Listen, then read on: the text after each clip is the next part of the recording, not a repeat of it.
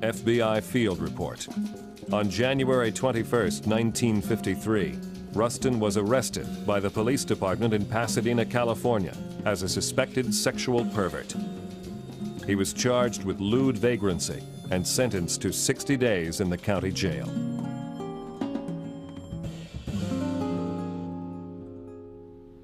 That was pretty fast news through the pacifist community that Bayard had been arrested in Pasadena. All the other arrests he'd had were on grounds of principle. But this was an arrest where he knew he was wrong. I don't mean morally wrong because it was a sexual encounter. I mean it was stupid to get arrested on the backseat of a car with two guys in a public place, and he knew this.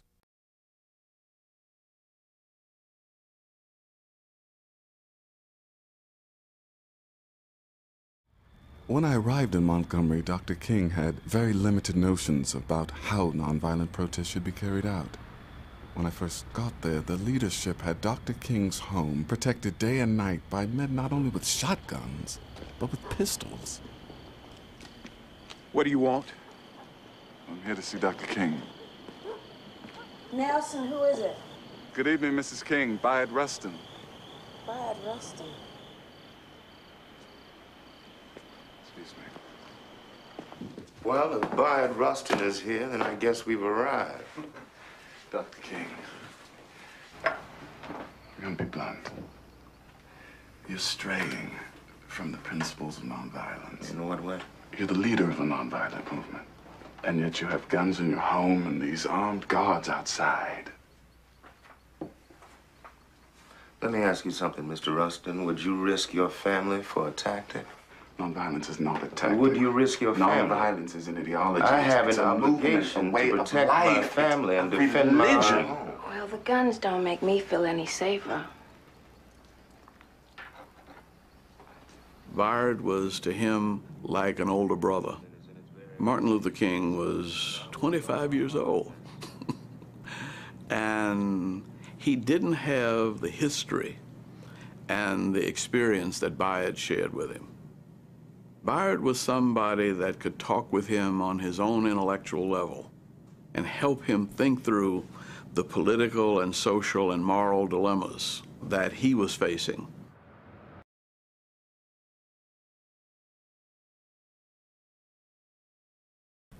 Howe made a speech in which he said to the press that there were immoral elements working in the civil rights movement. That message was clear. It was aimed at Bayard as the immoral element, and Bayard knew that they would bring up the arrest record if he didn't get out. Adam Clayton Powell didn't want blacks picketing the Democratic Convention. In fact, he went so far as to warn King that if King did not withdraw his support from that demonstration, he would go to the press and say there was a sexual affair going on between me and King. Martin was so terrified by this threat that he decided he would get rid of me.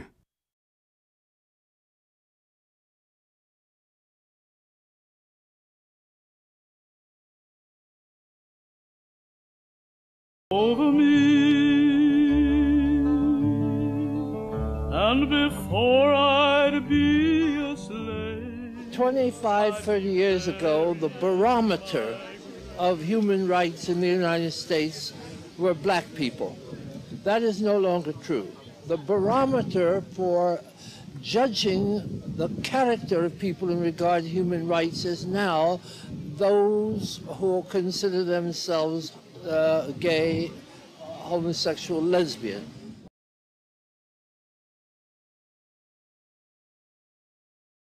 I grew up in the aftermath of Dr. Martin Luther King. I joined the New York branch of SCLC the year he died. I was 12 years old. I became the youth director of Operation Breadbasket in New York under Reverend Jackson at 13. A few years later, because of some differences in the organization, Reverend Jackson left, and therefore I left. And I decided to form my own youth group in New York. And I went to a man who gave me the money to start National Youth Movement named Bayard Rustin.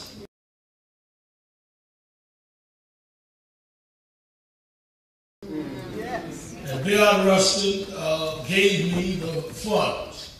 It started National Youth Movement and kept me going in civil rights.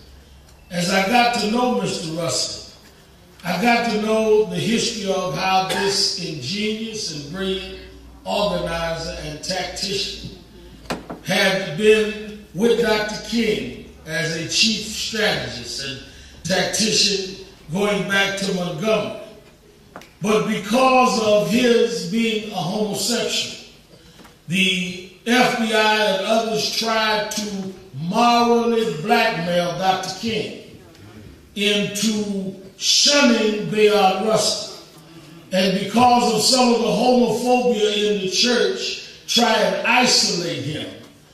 If we allow some latent or hidden bias of our own, inhibit the maximizing of a liberation struggle. Because they could not have attempted this blackmail had they not depended, Keith Boykin, on the homophobia of those that were involved in the movement.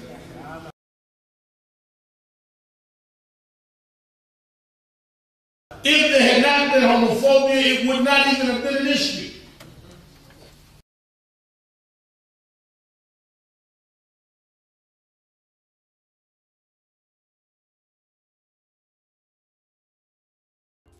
Black issues are more important to me in terms of the collective of black people and what happens to us than simply my sexuality. Your talk, your behavior, and your actions are going to be on behalf of the progress of black people. Meet Cleo Monago, a nationally known behavior, health, and cultural expert, lecturer, author, film producer, and self-identified critical thinker. My focus is the restoration, health, healing, and mental health restoration in particular of black people. He's the founder of a number of national organizations, most notably the Amasi Center for Wellness, Education, and Culture, and the Black Men's Exchange, a national group devoted to promoting healthy self and cultural affirmation among same-gender loving men of African descent. We need to learn to love ourselves in our own image as same-gender loving people and be present in the midst of our own community, because when white folks call themselves lesbian and gay, they're still loving themselves in their own image. So in efforts to promote self-love, he coined the phrase same-gender loving. It's not about me as a reference point. It's about creating an option out there for our community to love itself in its own image and use our own culture and experience and background as our frame of reference. What turns you on about me? I'm turned on by brothers who are intelligent, who love themselves, where there's a spark between us. Somebody in good shape, somebody healthy. Only brothers? Predominantly, it's my preference. When in bed, is like there like a man and then a woman? Well, people always ask that, but you ask it more explicitly. It's just like the last question. It was quite explicit to what turns me on. Ain't your business. But no, I mean, you know, same gender loving means just that we're two men who love each other. We are with each other because we're attracted to men. Greetings, family. My name is Cleo Monago.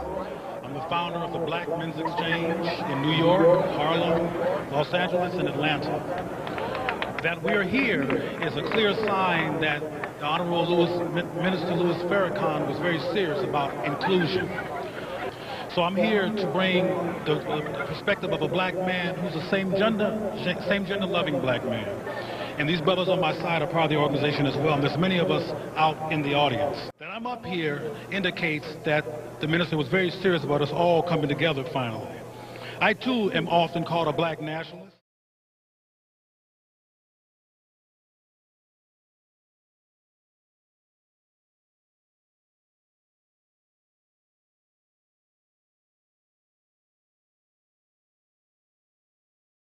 So this New Year's a shout out to the giant called Tyler Perry, a spiritual giant, a magnificent human being, and I pray that this year his art,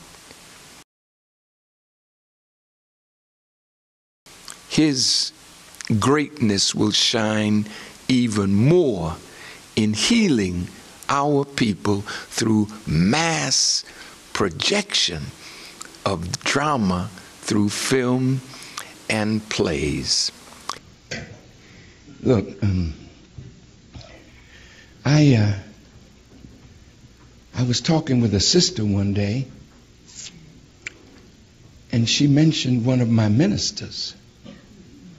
And she said, you know, he was abused when he was young. I didn't say a word.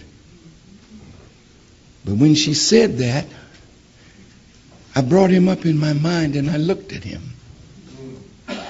Some of us are very authoritative because we're trying to be men because somebody did something to us. I had a wonderful helper in Brother Khalid Muhammad.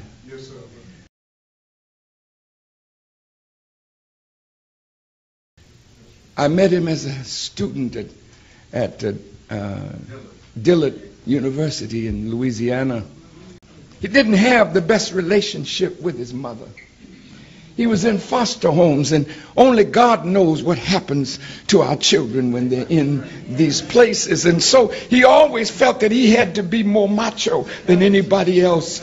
And I tried to civilize him and tell him how you can be a statesman, but you want to fight all the time and, you know, show off this kind of power. And I didn't realize that my brother was affected by some abuse. I grew up under Brother Malcolm.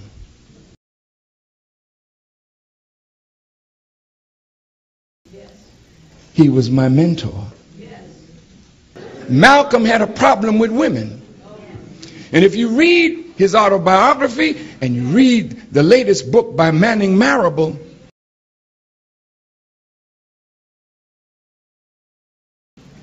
he never had a good relationship with his own mother. How many of us in places of authority don't know how to love because we didn't have a good relationship with our mother? I'm talking to you. See, if you don't have a good relationship with your mother, you don't know how to love, because nurturing is what a mother does, and she does it out of love. And when you don't have that kind of relationship, you grow up not knowing how to love. Listen to me good now.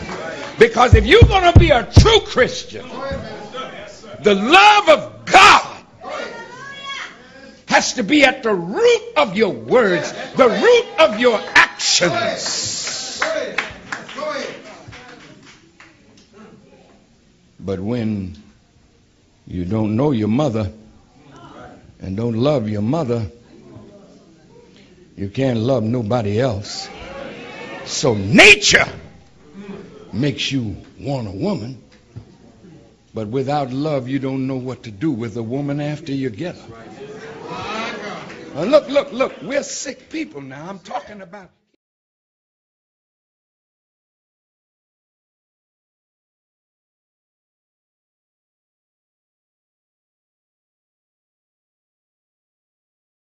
I'll start with, why did you change your philosophy? Why did you go out on a limb and say gays are accepted in heaven, something that the black church disagrees with? Well, not only the black church, the church disagrees with it. And my gay friends, and I have several over the years, were some of the most sensitive, loving, creative, ingenious, generous people.